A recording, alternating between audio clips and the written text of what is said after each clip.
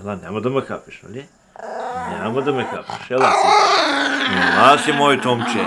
По-голяма радост създава семейството. Вечерно време от мората, кучето, внучето, играем на гол. Ритаме топката, удряме кучето, внучето се търкаля с кучето по пода, настъпва голяма радост в цялото семейство. Наследник съм на млекарска фамилия.